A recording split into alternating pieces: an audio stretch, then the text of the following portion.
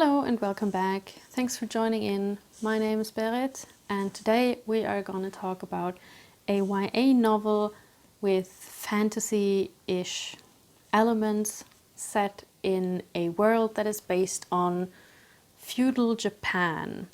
And the book I'm talking about is Across the Nightingale Floor by Gillian Rubinstein, published in 2002 under the pen name Lian Hearn.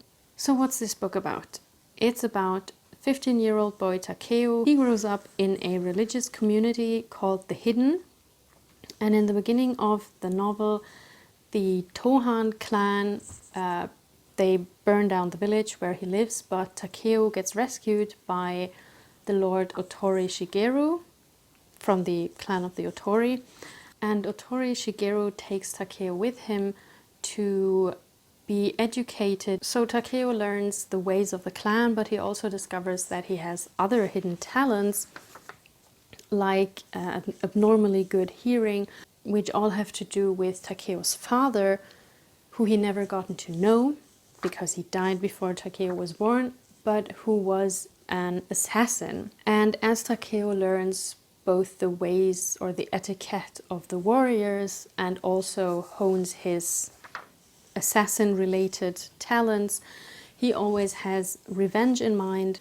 revenge on Lord Iida, who has burnt down Takeo's village and basically killed everybody there. So, what is a nightingale floor, actually?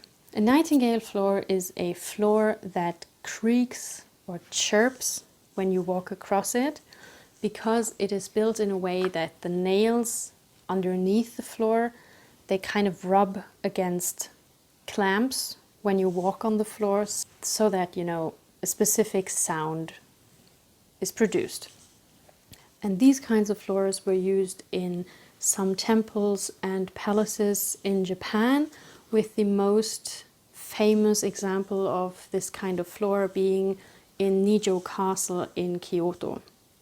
According to Ye Almighty Wikipedia, and apparently a sign in Nijo Castle, the sound that these floors make is unintentional, but according to, for example, the author of this book, the sound was intentional and used as a kind of security system, because every intruder would produce a lot of sound when they would try to, you know, get into the building. And that is also the purpose of this floor here, because the nemesis, Lord Iida, he has a famously big nightingale floor in his castle because he's so afraid of getting assassinated.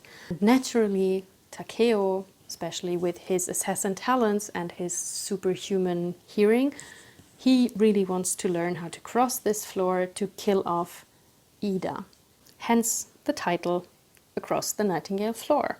In this book, there's a narrative grip that I found quite interesting. We have two different narrative perspectives. For one thing, you have a first-person narrator, Takeo himself, but you also have chapters about the other kind of main character. I'll talk a bit more about that later. A girl roughly about Takeo's age named Kaede, and she's not a first-person narrator, but in the chapters about her we have a third-person narrator. So I found this quite interesting, that you kind of jump between narrative perspectives. One thing that I enjoyed in the plot in this book was that after Takeo's village gets burned down, he doesn't speak for a while because he's traumatized. And in this time, his good hearing develops. And I found that interesting because a lot of the descriptions in this book are based on sounds. For example, when he sits in the house where Otori Shigeru lives and where he now also lives, he learns to identify like the house's song. And that, I think, was an interesting way of description. Kind of reminded me of the perfume, where a lot of things are described with smell. I would say they do that on another level with the perfume, but basically the fact that you have descriptions that are not based on what things look like, that was really cool in this book, and I really enjoyed that. One thing that I found a bit unfortunate in this book was that the second main character, I'm not sure if you can call her a main character, but that's what I find unfortunate, because it's the girl Kaede.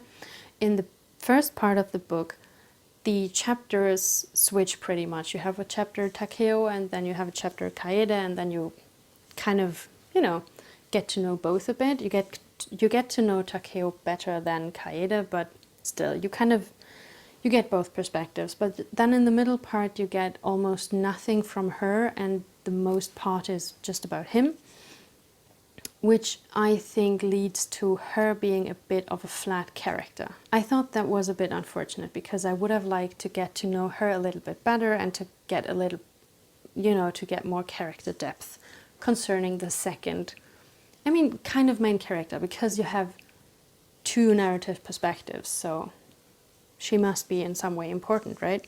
Overall, the story is much more focused on Takeo than it is about Kaede. She has a dislike for being a girl in a world ruled by men, and she wants to break out of this. She has a very strong desire for freedom, and she does break out of this world in some aspects during the story. And the aspects in which she does that I found very cool, because most of them are kind of fighting related. But she's also very focused on Takeo, because, no surprise there, the two are each other's love interest.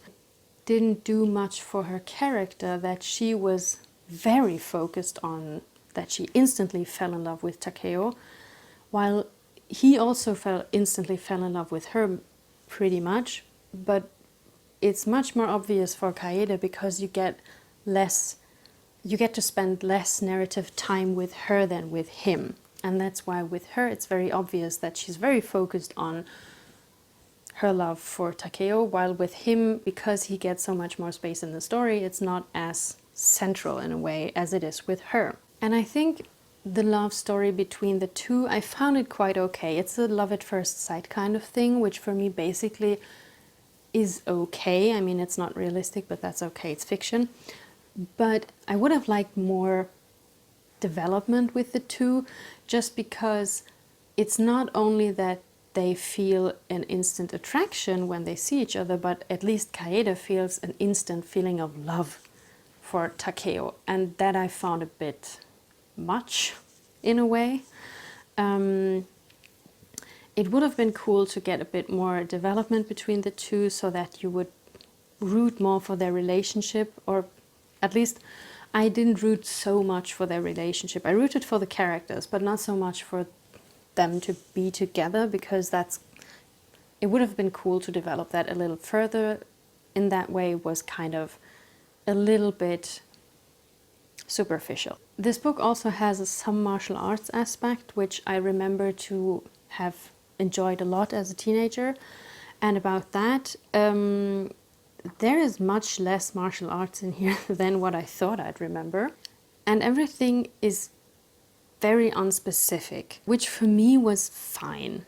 It wasn't something that took me out of the story or anything. It might have taken me more out of the story if I would have met many specific terms like ninja or shinai or something, instead of assassin and sword. The only thing martial arts related that I found kind of meh was that they often, in their training fights, but also generally, they often have poles to fight with.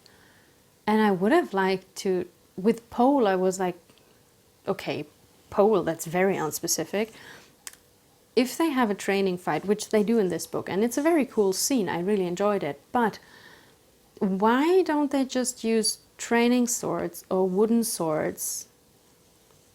But why do they use poles? That kind of took me out. But all in all, the generalness of the martial arts aspects, for example, didn't really bother me.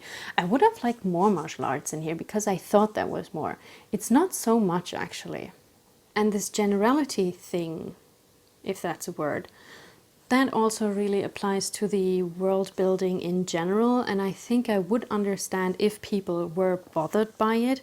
I for myself was not, because I kind of wasn't expecting accurate descriptions of Japanese culture in a specific time period, because this is a fantasy book which is set in a country that very much resembles Japan in many ways, I think, but also I found it very obvious that this is not Japan. And the time period thing is, I mean, you don't have a single specific date in here. You don't really know what time this is set in. The only time reference that you get is to a very big important battle 10 years prior to when this story takes place. I think the book would have worked also with much more accuracy, but this would have also required much more context, maybe a different scale than what we have here, and maybe a bit of a different kind of story.